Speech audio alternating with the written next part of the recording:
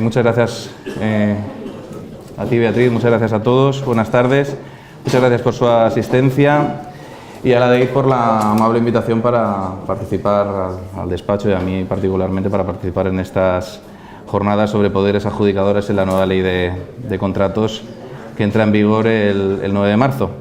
Me corresponde a mí hablarles, según se me ha atribuido en el programa, de otros procedimientos de contratación, en particular el diálogo competitivo, el procedimiento de asociación para la innovación y el concurso de proyectos. Desde ADEIT se nos pidió que fuéramos lo más prácticos posibles, que lo preparáramos de la forma más dinámica y más interesante, con aspectos prácticos. Yo les doy mi palabra de que lo he intentado, pero son procedimientos estos, como por ejemplo el del diálogo competitivo, que la verdad es que se han utilizado bastante poco y por poderes adjudicadores quizá menos. En cuanto al procedimiento de asociación para la innovación, pues es completamente nuevo, con lo que todo lo que les voy a contar son novedades de la propia ley. Pero bueno, volviendo por un momento al diálogo competitivo, simplemente acudiendo a estadísticas, ¿no? Solo haciendo una búsqueda, para que se hagan una idea, una búsqueda en el BOE, poniendo diálogo competitivo en el buscador general, solo aparecen 85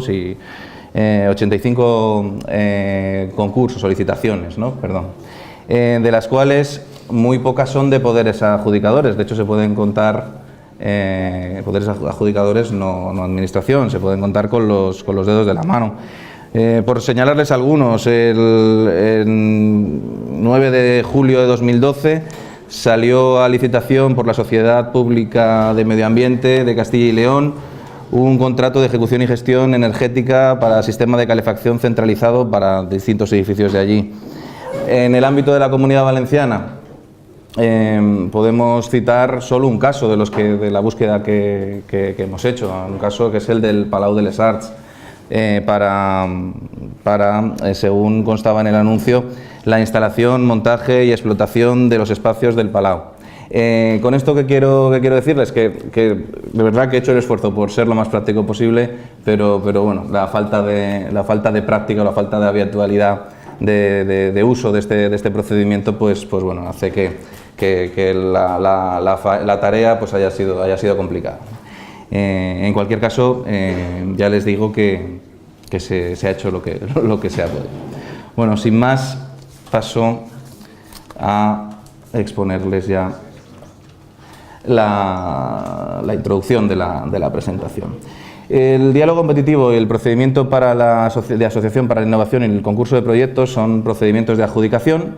Están previstos en la sección segunda del capítulo primero del título primero del libro segundo de la ley. Se regulan respectivamente las secciones quinta, sexta y séptima. En cuanto a la aplicación en concreto a poderes adjudicadores que no tengan la condición de administraciones públicas, se aplican este tipo de procedimientos a contratos que estén sujetos a regulación armonizada y a contratos que no lo estén, siempre y cuando se trate de obras y concesiones de obras que tenga un valor igual o superior a 40.000 euros e inferior, el menor, por así decirlo, inferior a los 5.225.000 euros. En caso de servicios y suministros, también se aplica cuando el valor del objeto de contrato sea de 15.000 euros, superior a 15.000 euros, inferior a 209.000. En el caso de las entidades del sector público que no tengan el carácter de poderes adjudicadores, en principio no se aplicaría. Y digo en principio porque ya les habrán contado a la altura del curso, de las jornadas, este tipo de entes, artículo 321, se rige por en esta materia en concreto, por instrucciones que tienen que aprobar específicamente, y si en esas instrucciones quieren regular algún tipo de procedimiento, asumir o regular algún tipo de procedimiento análogo, pues no, en principio no les está vedado. Vamos a pasar entonces ya al diálogo competitivo. Les iré expresando las novedades más relevantes. No es una novedad esta figura, como bien saben, el diálogo competitivo, esta forma de contratación. Se crea por primera vez en la directiva de 2004, de la 18-2004, y se establece que es para contratos especialmente complejos. Tampoco es una novedad conceptualmente en ese momento, porque ya había una comunicación de la Comisión Europea de marzo del 98, donde se abogaba por buscar, para situaciones específicas, se abogaba por buscar formas de procedimientos más flexibles. En esencia, lo que planteaba ya, y así luego pasó a la definición de la Ley 30/2007, y ha pasado prácticamente a la definición de la nueva ley, lo que se planteaba es que puede ocurrir que determinadas administraciones, entes contratantes, poderes adjudicadores, saben cuáles son sus necesidades, pero no saben cuáles son las técnicas para satisfacerlas. Esto hace que se busque, como les digo, unas soluciones, unos procedimientos más flexibles de contratación que conlleven el diálogo con los proveedores y que den lugar sobre la base de ese diálogo, a través de ese diálogo, a unas últimas ofertas que son sobre las cuales se va a decidir al final cuál va a ser el adjudicatario y el objeto concreto del contrato. Nada nuevo bajo el sol en la definición que da la nueva ley en cuanto a este procedimiento.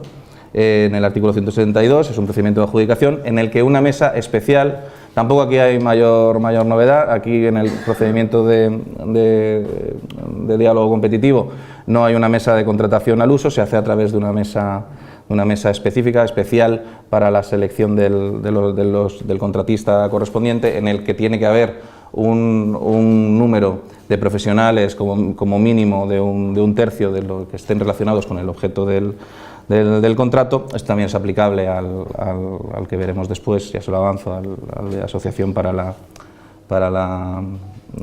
Innovación. En esa mesa especial se dirige un diálogo con candidatos seleccionados previa solicitud de estos últimos, a fin de desarrollar una o varias soluciones que sean susceptibles de satisfacer esas necesidades, determinando al final una oferta o una serie de ofertas que serán las que servirán de base para finalmente seleccionar al contratista correspondiente.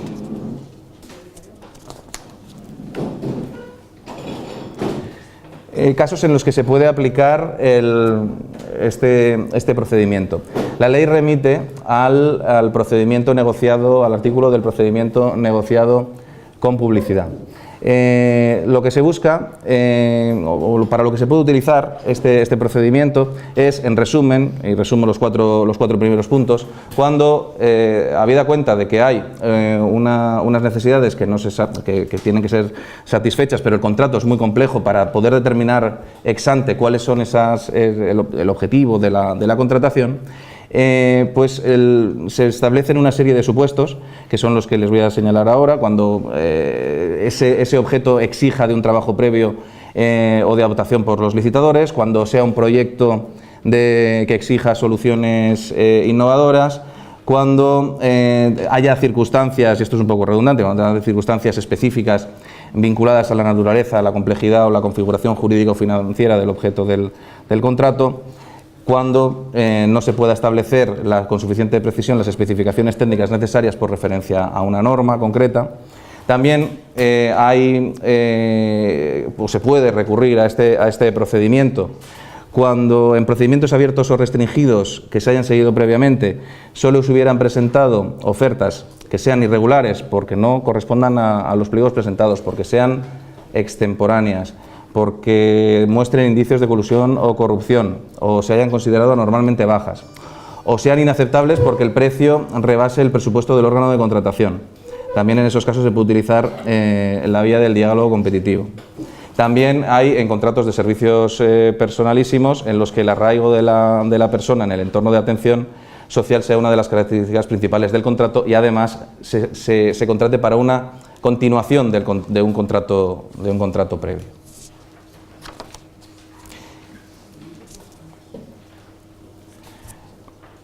En cuanto a los aspectos esenciales del procedimiento, les destacaré las novedades más relevantes porque básicamente respeta el procedimiento que ya estaba en vigor que ya está en vigor. Hoy en día, perdón, es que han puesto aquí 1000 cosas que parece que estoy en el hospital.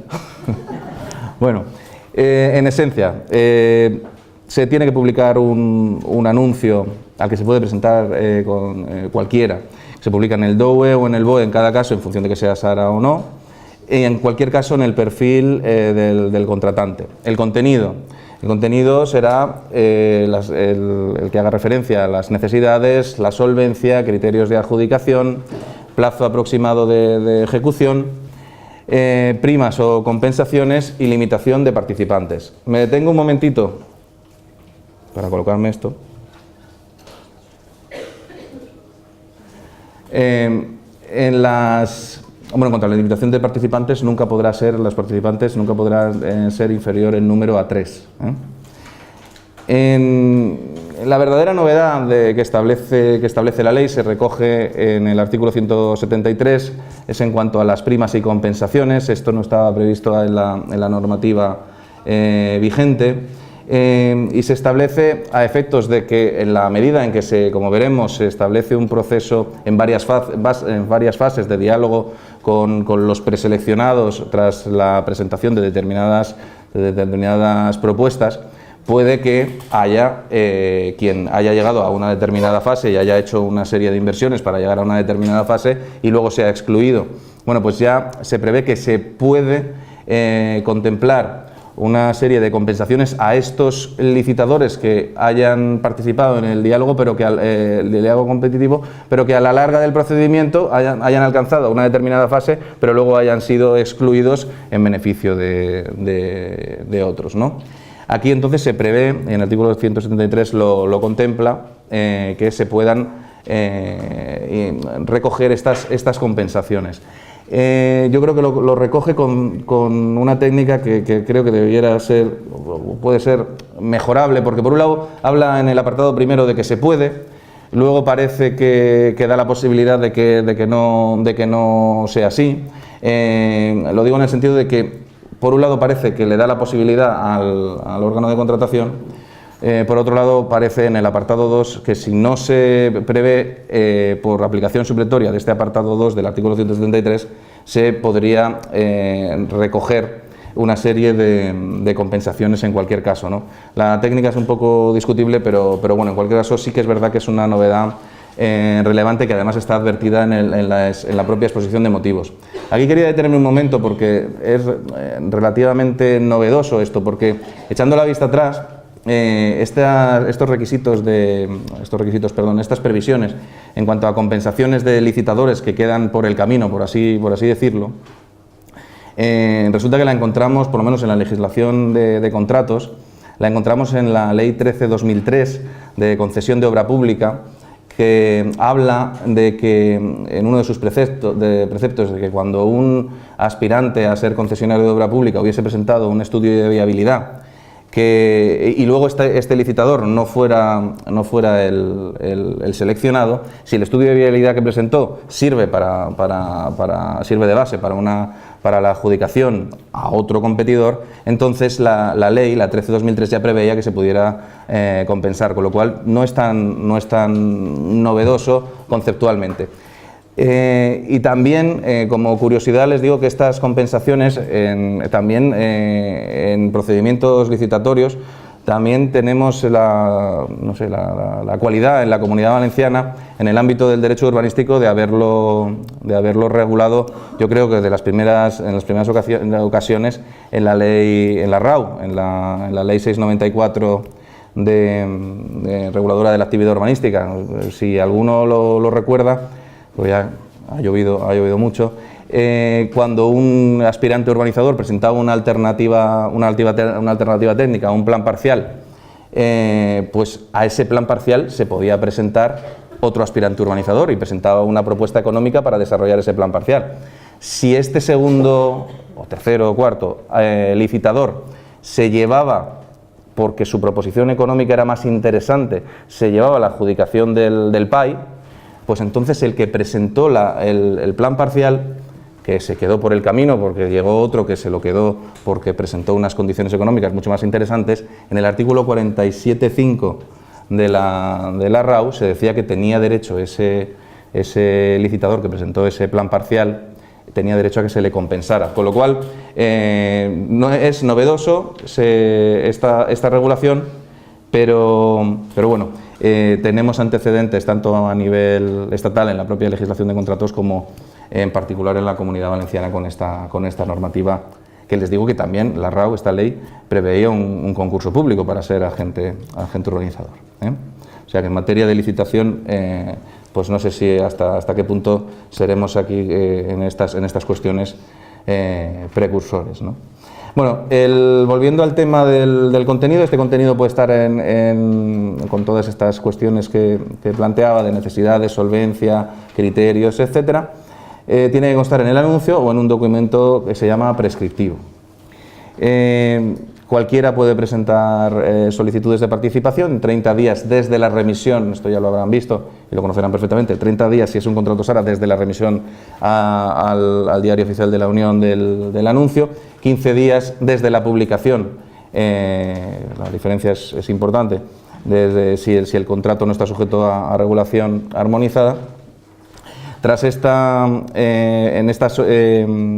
presentación de solicitudes, se tiene que presentar una declaración responsable con todos los requisitos de lo que llamamos comúnmente el sobre A, la documentación administrativa, y el cumplimiento de los requisitos objetivos, en particular de solvencia. Una vez se verifican estos requisitos en este caso por el Poder Adjudicador, por la mesa, se tiene que hacer se hace una invitación a los que hayan pasado este primer filtro, dando los datos identificativos de la licitación, la lengua o lenguas en las que se va a llevar a cabo el procedimiento, las condiciones de aptitud a acreditar en su caso, la ponderación de los requisitos o de los criterios de adjudicación o una aplicación en orden decreciente, y si hubiera que acceder a determinada documentación, las formas, ya sea por vía electrónica o no, a través de las cuales se puede acceder al documento prescriptivo y a la documentación que sea, en su caso, complementaria. Una vez superada esta fase, con los que ya han sido preseleccionados, por así decirlo, se abre la fase, por así llamarla también, de diálogo con estos candidatos preseleccionados. No se establece limitación, veremos en cuanto a la negociación, la ley no la establece, o al diálogo, mejor dicho, lo que contrasta, como veremos luego, con la regulación del contrato para asociación para la innovación. Cabe discutir de todo, como les digo, si no puede haber discriminación de trato en cuanto a la confidencialidad, a la regulación de la confidencialidad, en cuanto a determinada información que se pueda dar en cada fase, en cada reunión, en cada diálogo, en cada parte del diálogo que se pueda tener con los distintos competidores, solicitadores. Lo cierto es que puede excepcionarse, hay una cláusula, un requisito, una regulación específica que dice que puede excepcionarse, pero nunca con carácter general. Esta renuncia tendrá que ser siempre con carácter particular, solo se puede referir únicamente a partes específicas de las propuestas o de las negociaciones o diálogo que se tenga en este caso con el Poder Adjudicador, con la mesa. Se pueden abrir fases sucesivas para encontrar soluciones, para acotarlas, incluso para descartar candidatos hasta proponer el final del diálogo. Esto es lo que les comentaba antes, o se hilvana con lo que les comentaba antes en materia de primas y compensaciones, porque puede ocurrir que se pueden descartar a candidatos.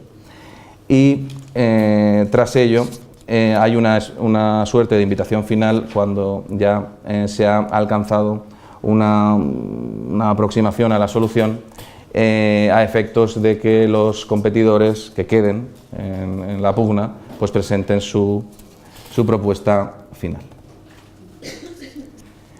Los criterios de selección en este tipo de procedimiento son los que ya han visto también, me imagino que se los habrán trasladado en ponencias anteriores. Es el de calidad-precio, que es el que se utiliza cuando cuando hay una pluralidad de criterios, frente a lo que es la oferta más ventajosa, que es el criterio o la regla que rige con la legislación todavía a día de hoy vigente.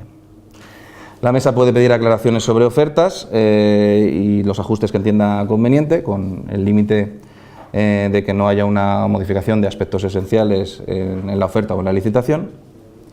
Caben negociaciones con el que ya sea el adjudicatario final a efectos de verificar el rigor y seriedad de determinados contenidos de su oferta. En particular, la ley cita los compromisos financieros y económicos con el mismo límite anterior. No puede haber alteración sustancial ni de la oferta ni de la licitación.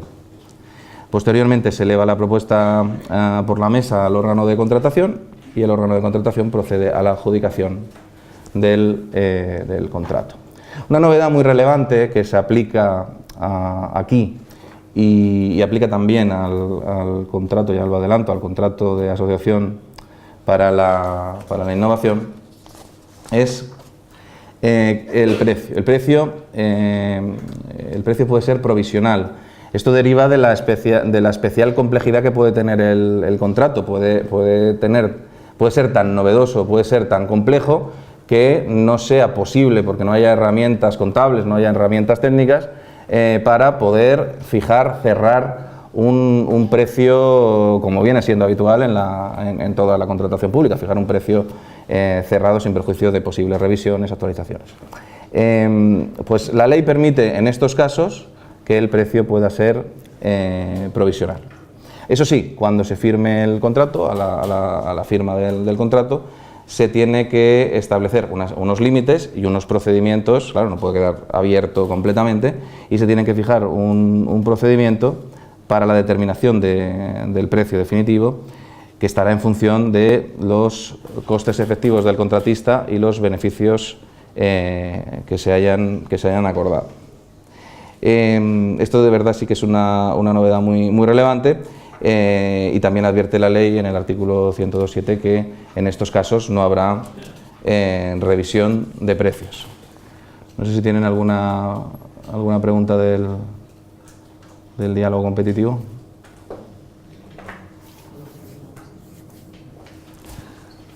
Muy bien.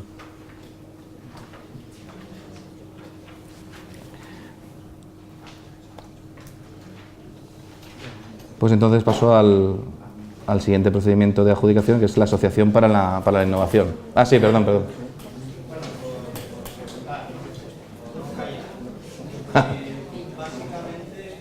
las diferencias entre el procedimiento restringido y el diálogo competitivo, ¿en qué consiste? ¿En la forma del propio procedimiento? ¿En las cosas sobre las que se puede negociar? ¿Dónde está? ¿Por qué elijo cuando tengo el restringido? Pues es una pregunta muy buena. Y además se iba a hacer ahora, cuando hablase del objeto de la Asociación para la Innovación, iba a hacer una referencia a esto. Pues es una pregunta muy buena, una reflexión muy buena, porque lo cierto es que es difícil. El problema con este tema es que, como les decía al principio, es un procedimiento que se ha utilizado muy poco. Como se ha utilizado muy poco, ha habido muy poco conflicto. Como ha habido muy poco conflicto, no hay doctrina en los tribunales. No ha habido, por lo menos que conozcamos, no hay una doctrina jurisprudencial sobre cuándo aplica uno, cuándo aplica otro, con carácter general. Yo entiendo, o creo que se puede, que hay argumentos para defender y afirmar que cuando hay que partir de la base de que se esté ante efectivamente un contrato muy complejo en el sentido que establecía la comunicación de la Comisión Europea del 98. O sea, cuando haya distintas necesidades, pero se desconozca la técnica en concreto para satisfacer esas necesidades. Digamos que es mucho más abierto. En el procedimiento negociado con publicidad o sin publicidad, parece como que la Administración, el Poder Adjudicador en concreto, sabe lo que quiere. Y sabe lo que quiere en cuanto al objetivo. Aquí, en este tipo de procesos, parece que hay distintas alternativas. para conseguir un mismo objetivo. Entonces puede ser que esta sea la vía. También podría ocurrir que fueran intercambiables, poder optar uno por otro, pero ya me adelanto, esto es muy importante porque es una previsión que se establece en el artículo 336, que es básico de la nueva ley. Todo órgano de contratación, cuando termine un procedimiento de adjudicación y firme un contrato, tiene que redactar un informe con todas las características del procedimiento, con un resumen de cuál ha sido el objetivo, cuál ha sido los licitadores que han sido adjudicatarios, o el licitador que ha sido adjudicatario, los que han sido excluidos, y debe justificar en ese informe por qué ha optado por un procedimiento y no por otro. O sea, es obligatorio ahora, porque este artículo es básico. El 336, si no me equivoco, el 336 como les digo. Entonces tiene que existir este informe. Entonces no es una cuestión baladí lo que ha planteado, porque se exige que se justifique por el órgano de contratación por qué ha optado incluso a posteriori, por qué ha optado por un procedimiento y no por otro. ¿Una cuestión más? Vale. Pues ahora vamos a entrar en el procedimiento para la asociación de asociación para la innovación. Este sí que es un procedimiento completamente nuevo. Está centrado en la investigación y la innovación. Parece que esta parece ser la forma de identificarlo, porque la investigación y la innovación se identifican como uno de los motores del crecimiento en la estrategia europea de 2020. Y además, y así lo recoge la directiva, y además se identifica la contratación pública como una forma de promover y fomentar la innovación. Este procedimiento, ¿en qué consiste? Sinceramente, yo ya les avanzo, lo hablaba antes con Beatriz, no le auguro tampoco mucho uso y mucha utilidad, como ha pasado quizá con el diálogo competitivo. De hecho, como saben también, el diálogo competitivo era el procedimiento que tenía que seguirse para el contrato de colaboración público y privada. El contrato de colaboración público y privada ha desaparecido, ya ni existe, ¿no? Pero bueno, quizá en materia tecnológica, en materia de investigación, en materia informática, pues sí puede haber electrónica, sí puede haber algún uso de este procedimiento, ¿no? Pero bueno, lo que se busca con este procedimiento es que cuando las soluciones disponibles en el mercado que puedan satisfacer una necesidad porque no exista un producto, suministro u obra innovadora, pues se contrata una empresa.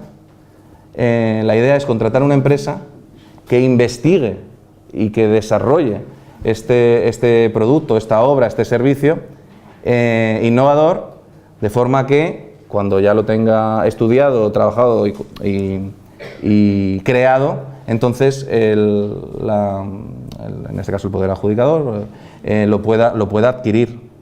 O sea, es estudio, producción, adquisición. De algo que no se sabe muy bien lo que es, porque en el mercado no existe. Entonces es algo un tanto etéreo, complejo, la verdad. Me parece que es una vuelta de tuerca a la regulación del diálogo competitivo, en lo que es la esencia del diálogo competitivo. ¿Por qué se llegó al diálogo competitivo? Porque había contratos que se entendían muy complejos, a los que no se daba satisfacción o no podían contratarse por los procedimientos de las directivas habituales. Pues aquí es una vuelta de tuerca a eso, en el ámbito de la innovación y de la investigación. Entonces, la ley establece esa definición en los artículos 177 y siguientes, en concreto en el 177.1.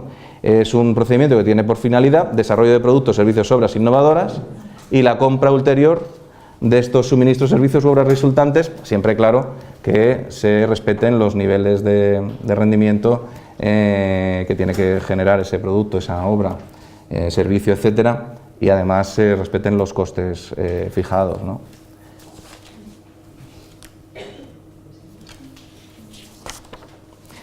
En cuanto a los aspectos esenciales del procedimiento, en principio, igual que antes había un documento prescriptivo en el diálogo competitivo, aquí no, aquí se va a los pliegos genéricos, los pliegos de toda la vida. Tienen que establecer con información precisa cuál es la necesidad del producto, servicio u obra y que ese servicio, obra, producto no se puede encontrar en el mercado. Tiene que establecer los requisitos mínimos de solvencia, tiene que regular, contener las correspondientes disposiciones sobre propiedad intelectual e industrial y además tiene que establecer, aunque esto no está claro, yo lo contemplo aquí en los pliegos por una cuestión de transparencia, no está claro que tenga este punto quinto que le señalo aquí, tenga que estar necesariamente en los pliegos porque está en un precepto aparte, pero creo que no estaría de más, que la regulación de la proporción entre la inversión en I+D, en investigación e innovación, en las distintas fases que tenga, la proporción entre esto y el valor del producto, servicio, obra, innovadores finales. Sí que me he saltado y quería volver a el tema del problema que ha surgido con la pregunta que hacía el compañero, ¿no?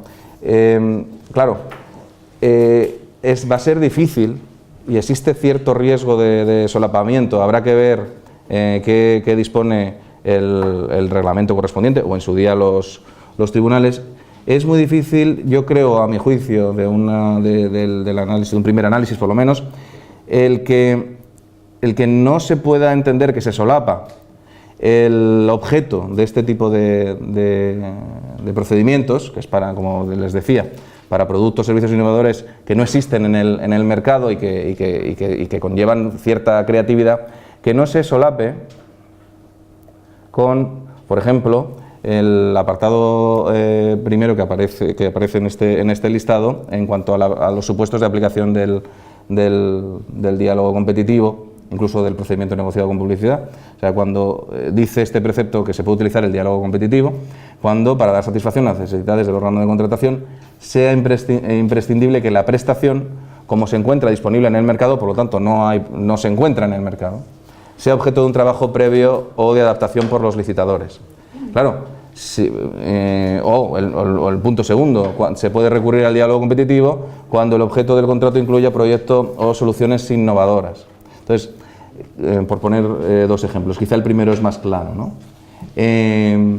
Claro, esto puede solaparse con la definición que se encuentra del objeto del proceso de selección de asociación para la innovación. Es muy similar, es muy similar. Y es importante, como les decía, en respuesta a la pregunta que se me hacía antes, porque no es una cuestión baladí, no es una cuestión baladí el seguir un procedimiento u otro. Seguir un procedimiento u otro puede llevar la nulidad del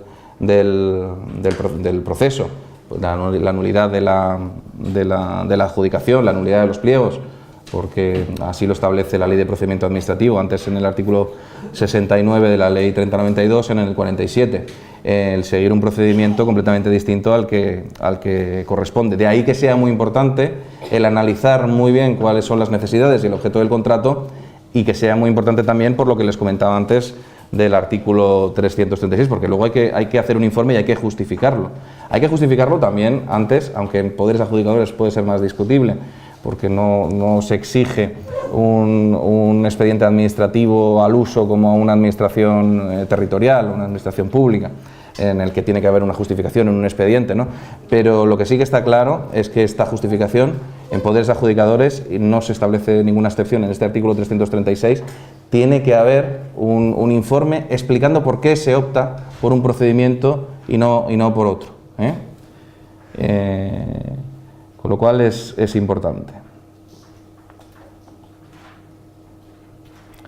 Vale, me había quedado en la cuestión de los pliegos. Bueno, tiene que haber un anuncio, una convocatoria en la que se establecen cuáles son los criterios de solvencia. El procedimiento es bastante similar, tiene muchas similitudes, prácticamente es paralelo al del diálogo competitivo, con alguna especificidad, pero bueno, tiene que haber esta convocatoria general, se puede presentar en principio quien quiera, acreditando los correspondientes criterios de solvencia. Estos interesados tienen que presentar las correspondientes solicitudes en 30 días si es un contrato SARA, en 20 días si no lo es. Recuerdo lo mismo, 30 días desde la remisión, en el caso del SARA, de los SARA, al DOE, 20 días desde la publicación en el perfil, en los que no lo son. Luego hay una selección de candidatos por capacidad en materia de innovación y desarrollo y capacidad en elaboración de soluciones innovadoras. Se me olvidó decir, se lo adelanté antes, pero bueno, también aquí hay una mesa especial y no una mesa de contratación al uso en este tipo de procedimientos. De todas maneras, supongo que también se lo habrán trasladado ya, la mesa de contratación al uso, por así decirlo, también puede, si delega la mesa especial en ellas, también puede ser la que siga el procedimiento. En cuanto al resto de aspectos esenciales hasta la adjudicación, una vez que ya se ha hecho esta preselección que les decía antes sobre la base de los criterios de solvencia, se ha hecho una preselección de posibles candidatos, se tiene que hacer una invitación a participar a los candidatos seleccionados. No se establece aquí ningún tipo de, o por lo menos no hay ninguna regulación en cuanto a compensaciones o primas como había en el otro caso. Eso no quiere decir que si voluntariamente se quiere establecer, pues bueno, pero no está previsto ninguna regulación en ese sentido. Estos agraciados, pues con la selección, pues presentan sus proyectos de investigación e innovación y se abre un proceso de negociación también o de diálogo.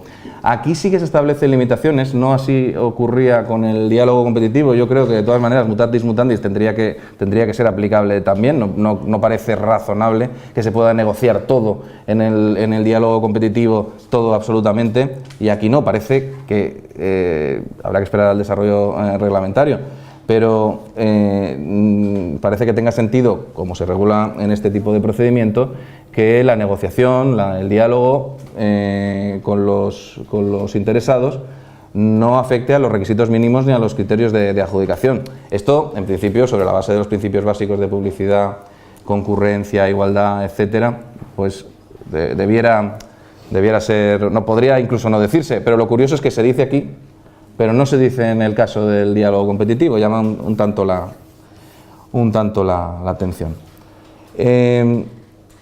También pueden introducirse durante los contactos cambios en documentación, requisitos, especificidades técnicas, siempre que no afecten sustancialmente al objeto de contrato y la licitación, y se tiene que informar por la Administración, por el Poder Adjudicador, de estos cambios a los interesados con tiempo suficiente para que adapten sus propuestas a estos cambios, ¿no?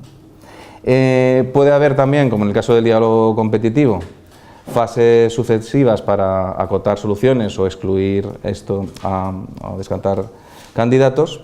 En términos de igualdad de trato, la regulación es idéntica a la del diálogo competitivo, de hecho están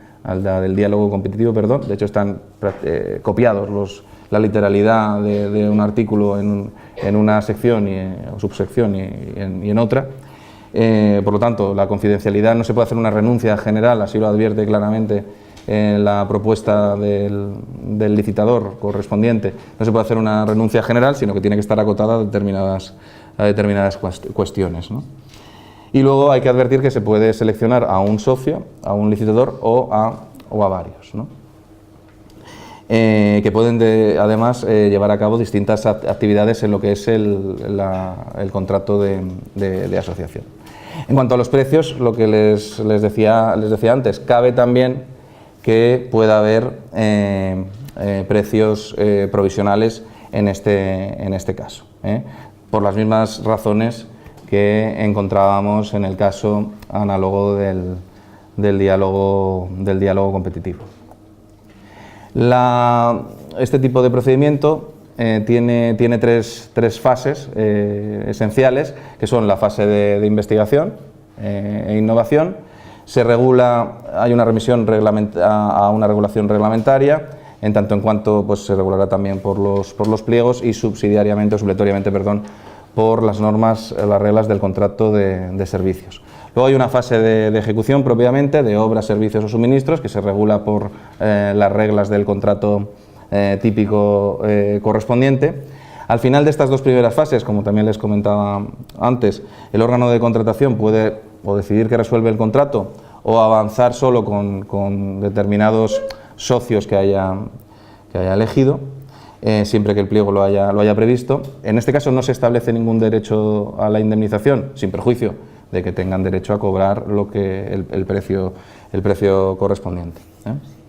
Y luego hay una última fase, que es la fase de adquisición del servicio, obra o suministro innovador. ¿Bien?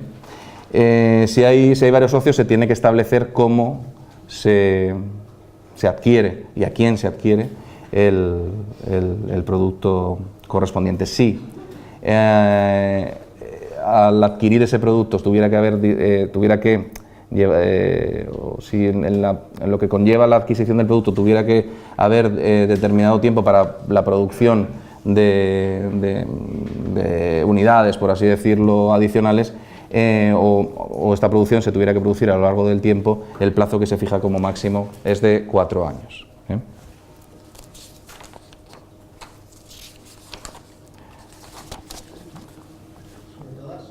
Sí.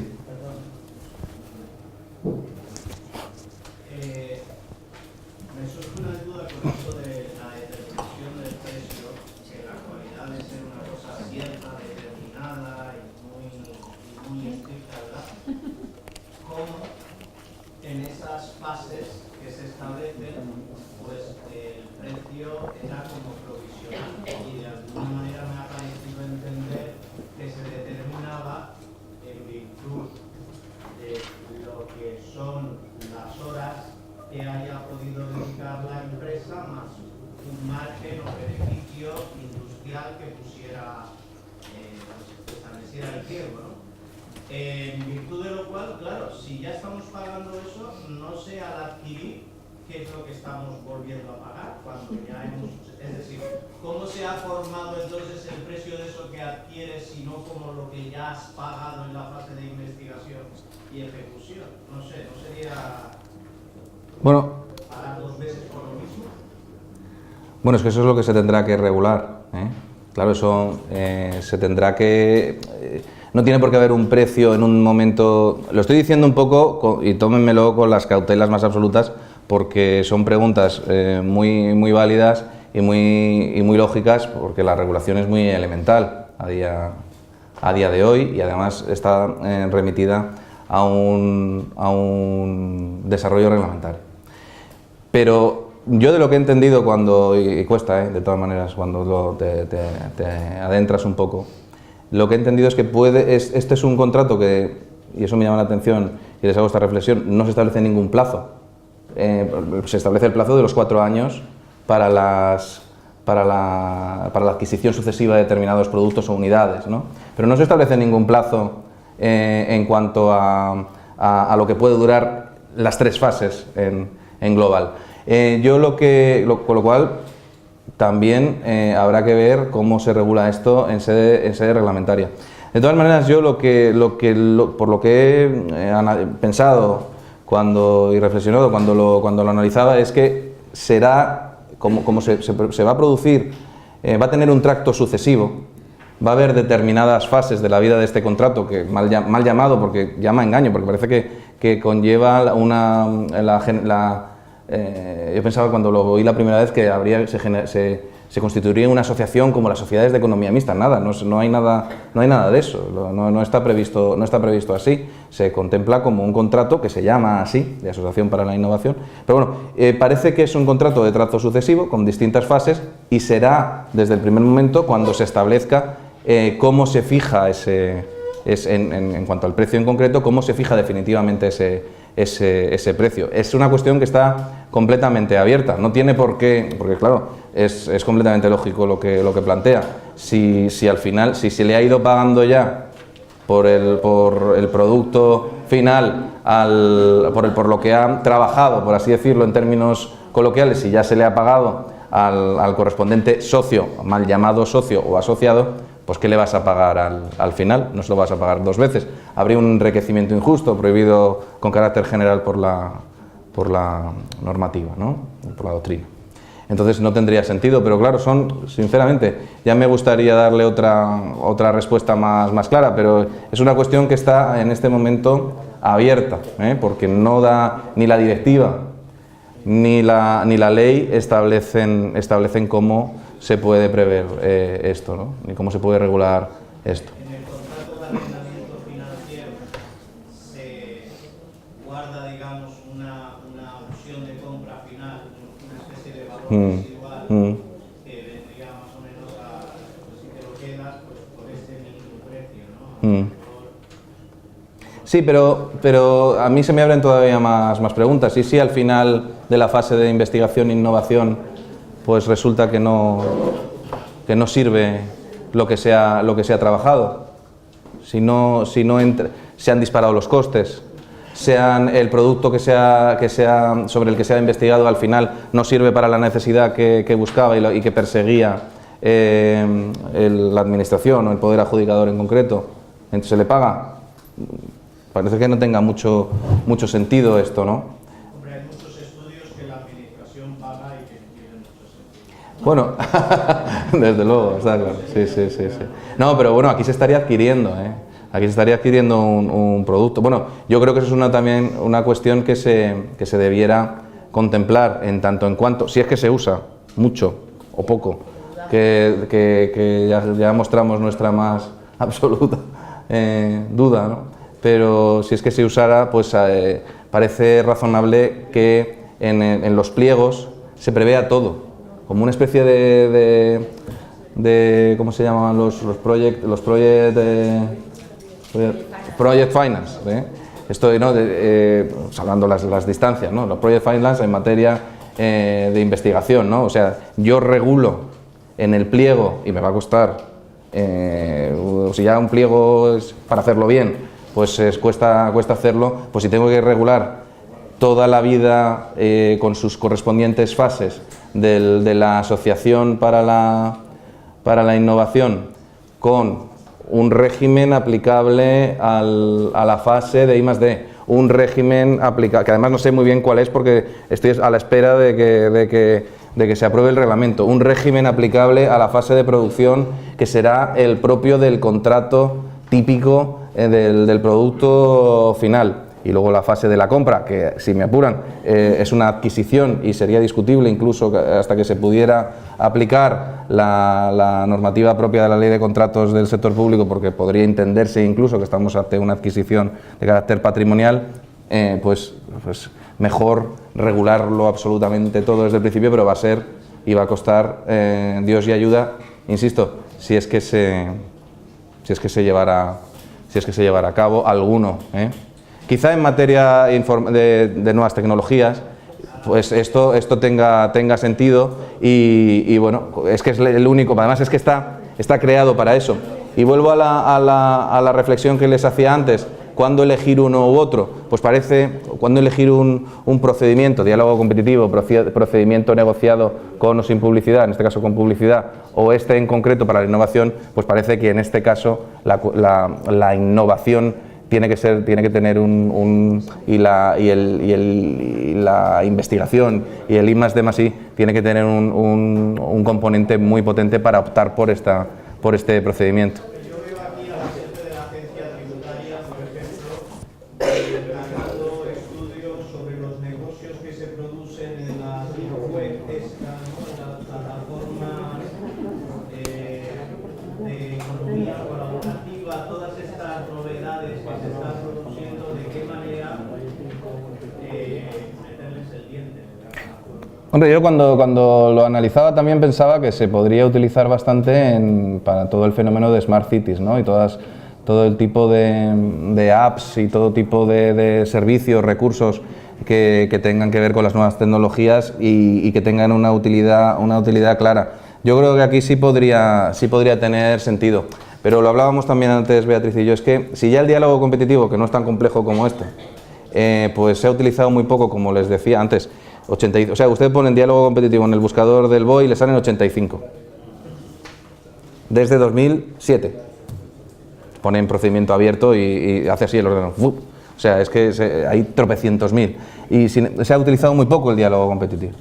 Entonces, y yo creo que también, y esto es una reflexión, pero yo creo que la he compartido no es que la haya compartido yo, sino que hablando con mucha gente, y supongo que estaremos de acuerdo, quizá no tengamos nosotros, y ya deberíamos tenerla, o algún día a lo mejor la tenemos, en España, quiero decir, en general, la cultura que exige un procedimiento de este tipo, ¿no?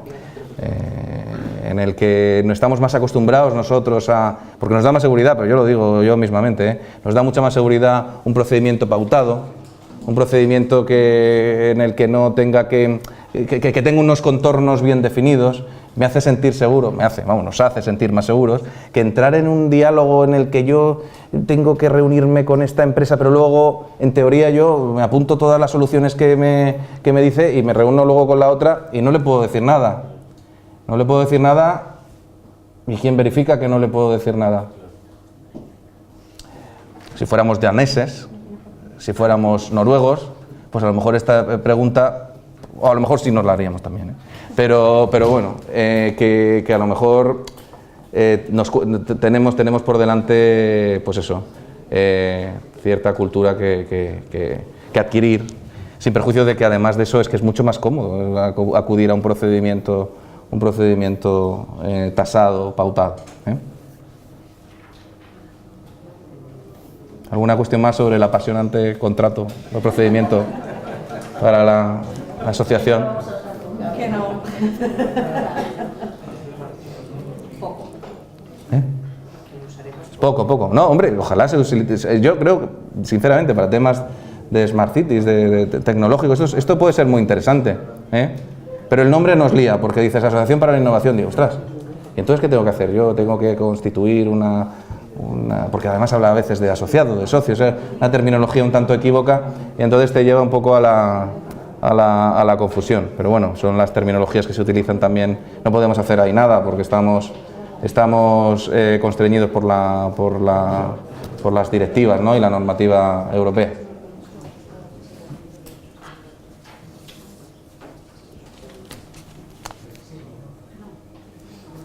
¿Alguna cuestión? No sé cómo voy de tiempo, a lo mejor voy muy rápido. ¿Bien? Vale, pues el concurso de proyectos. Esto ya nos encontramos en una zona de más confort, la conocemos más.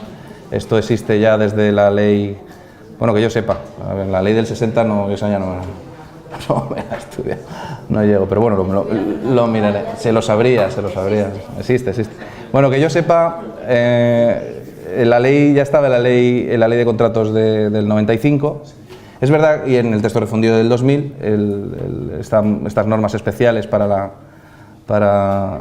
los concursos de proyectos, pero se regulaban como una modalidad, habría un único artículo escueto que se regulaba como una modalidad del contrato de asistencia técnica.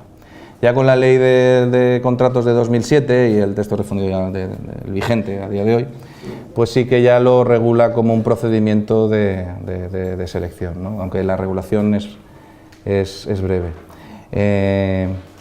Aunque ya les digo que un poco mayor en el texto refundido. Se define, aquí tampoco hay mucha novedad, se definen como procedimientos dirigidos a la obtención de planos o proyectos en los campos de la arquitectura, ingeniería y urbanismo y procesamiento de datos. Aquí no hemos cambiado nada. A través de una licitación pública en la que tampoco hay una mesa de contratación, sino que hay un jurado. El otro día, les cuento como anécdota, estaba ahora con la entrada en vigor, ahora en marzo, pues nos están llamando mucho, ¿no?, para participar en estos. Y coincidí con el decano, además lo dijo públicamente, el decano del Colegio de Arquitectos de aquí de la Comunidad Valenciana. Estaban muy contentos, dice que con la regulación que se ha dado y las novedades que se han introducido en esta nueva ley, en la regulación de de este procedimiento. Estaba muy contento, en primer lugar, porque esto sí que es una novedad, en la adicional 41ª se reconoce, y esto es un objetivo anhelado por los arquitectos y ingenieros, imagino, y bueno, todos los miembros de estos sectores, como una prestación de carácter intelectual los servicios de arquitectura, ingeniería, consultoría y urbanismo. Esto antes no se reconocía y ahora sí, y esto en el sector, por lo menos en el de los arquitectos, ha generado una sensación y se ha recibido muy positivamente. ¿En qué casos aplica? Pues en concursos de proyectos que estén dentro del marco de un contrato de un procedimiento de adjudicación de un contrato de servicios.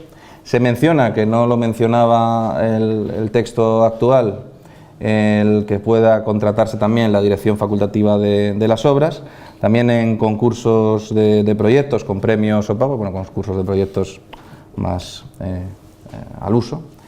Y también se recoge también, y esto creo recordar, y les hablo un poco de memoria, creo recordar que no estaba tampoco en la normativa, no está en la normativa actual, que se tiene que seguir este procedimiento cuando se trate de proyectos arquitectónicos, urbanísticos y de ingeniería que sean especialmente complejos. ¿Qué es especialmente complejo? Para mí todo, lógicamente, pero no sé para un técnico pues cómo se va a medir esta especial complejidad en cada caso. Pues estamos ante un concepto indeterminado, ¿no? Que una vez más seguramente habrá que esperar al desarrollo complementario, digo yo, al desarrollo reglamentario.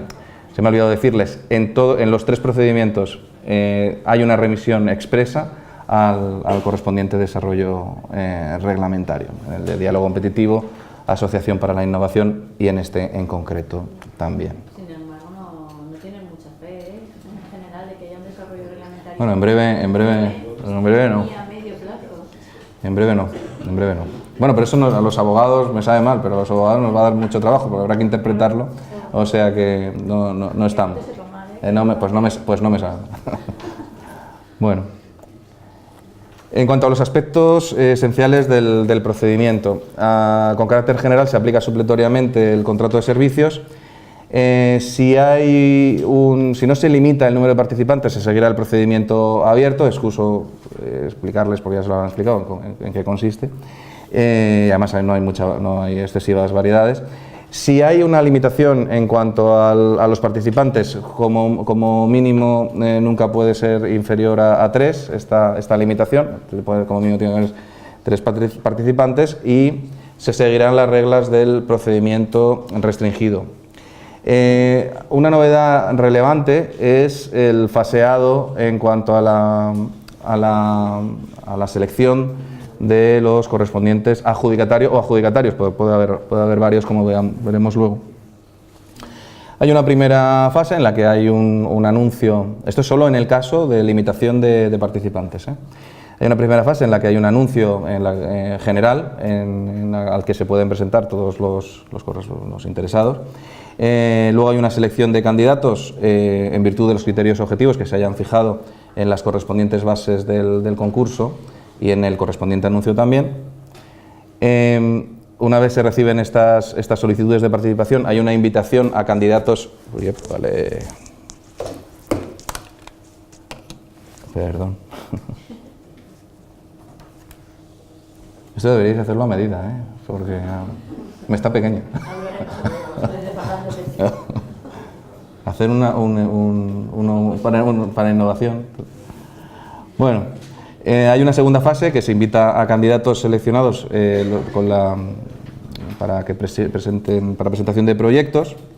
Hay una invitación cuando ya se ha previsto, se han recibido las solicitudes de participación, se hace una preselección y se invita a los candidatos seleccionados para la presentación de los correspondientes proyectos.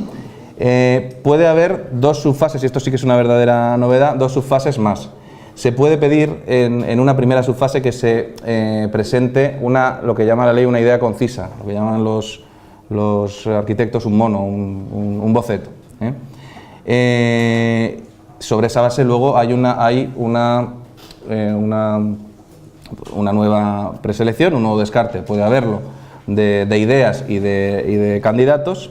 Si hay una exclusión de candidatos, también se prevé, y esto también ha sido muy celebrado por los colegios de arquitectos, que pueda haber una compensación económica a quienes hayan superado esta primera fase. Y luego ya hay una segunda subfase en la que se invita a los seleccionados a la vista de documentación que hayan presentado y ya presentan una propuesta que desarrolle la idea inicial. Entramos ya en lo que es la fase de adjudicación por el jurado. Aquí hay la intervención es exclusiva del jurado. Exige también la normativa, también muy celebrado por los colegios de arquitectos, que formen parte de este jurado al menos los miembros sean 2/3 de la especialidad del objeto del concurso. Pues si es un concurso de arquitectura, urbanismo, arquitectos, si es un proyecto de ingeniería, ingenieros, 2/3. Importante porque en el caso de que se trate, porque este procedimiento sí que existe en la ley de sectores excluidos, si se sigue el procedimiento porque por el objeto se tenga que aplicar, por el objeto y el ámbito objetivo de la ley de sectores excluidos, se tenga que aplicar el concurso de proyectos, no es aplicable o no aplica el requisito de que, o la obligación de que al menos sea 2/3 de personal o de profesionales especializados. Si se sigue aplicando, que está en vigor todavía la ley 31, si se aplica la ley 31 de 2007, la de sectores excluidos solo será 1/3. Bueno, los miembros del jurado tienen que ser designados por las bases del concurso. Ya les he contado el tema de la limitación en cuanto a los 2/3. Se presentan los proyectos por los preseleccionados en la segunda subfase. Se presentan los proyectos, que tiene que ser siempre de forma anónima, no puede haber ni siquiera indicios de quién es el autor. El anonimato se tiene que mantener hasta la decisión definitiva. Sin perjuicio de eso, sí que puede pedirse o abrirse un posible diálogo con los participantes, pero entiendo que nunca sin que se revele en ningún caso la autoría de los proyectos.